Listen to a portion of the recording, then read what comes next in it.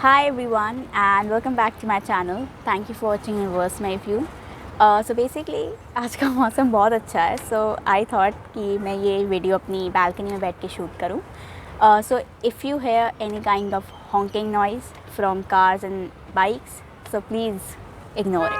So in photography, the three main important things are ISO, exposure and aperture. So the combination, or you can say mixture of these three things are really important. So let's talk about aperture today. So basically, है क्या aperture? What is aperture? Aperture is simply, you can describe it the size of your lens opening. Or simple way में कहें तो like if you enter in a dark room, okay, so your pupil of your eye dilates to allow more light to pass in, okay. But if you will enter in a brighter room, if there will be more light, then your pupil contracts to allow less light. That's exactly how the aperture of your lens works. Okay, so like now what controls aperture? Aperture is controlled by f numbers or f stops. Now basically, what is f number or f stops? It refers to the ratio of your focal length, okay, or you can say f stop control the amount of light, which is going to come in, which is going to enter in your lens, okay. So f stop is refers to that thing, okay. It is going to control the aperture, you can say light that will going to enter in your lens. So these are f stops basically from f1.4 to f2, f2.8, f4 to all the way to f16, and also it also goes to f32, which is in my DSLR, and it depends on the different camera gears that you use. So कई में काफ़ी ज़्यादातर f stops काफ़ी ज़्यादा ऊपर जाते हैं.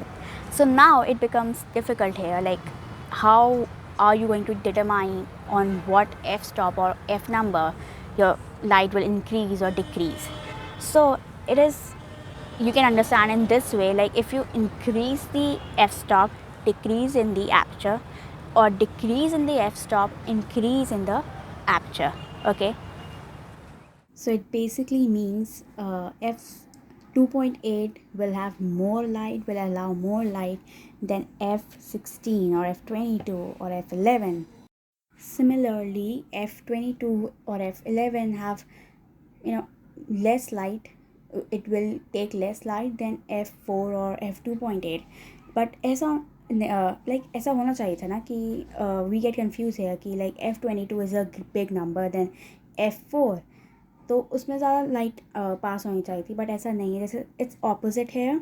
If you increase the F stop, that is the f22, then if you increase the f number, that is suppose f22, then decrease in the aperture, it will not allow more light to enter.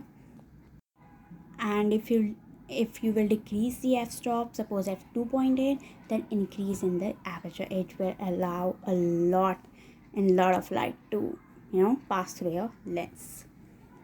So now one more thing comes with this, like if you have a small f stop with smaller f number, you will get more depth of field, or you can say more blurred background, okay, and the object will stand out. And if you will use a large f number or large f stop, then you will see a lot of things, or you can say everything in your background, okay. Like you can see these plants, okay. So if you will use if you will use a large f stop or f number, the background will not be blurred, you will have a narrow depth of field, okay. Now what is depth of field? Basically it describes how much object in your photo is in focus, okay. So this is basically depth of field.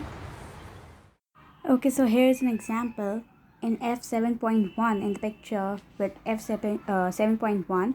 You can see the picture is brighter than f20, and also there is shallow depth of field in 7.1.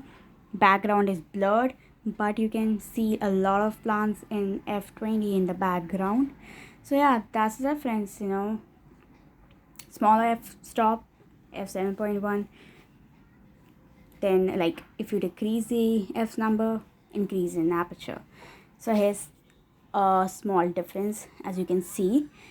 So that's all for today's video. I hope आपको कुछ समझ आया हो, and if you liked it then please don't forget to subscribe and hit that like button. I'll see you in my next video. Okay, तब तक ले bye bye.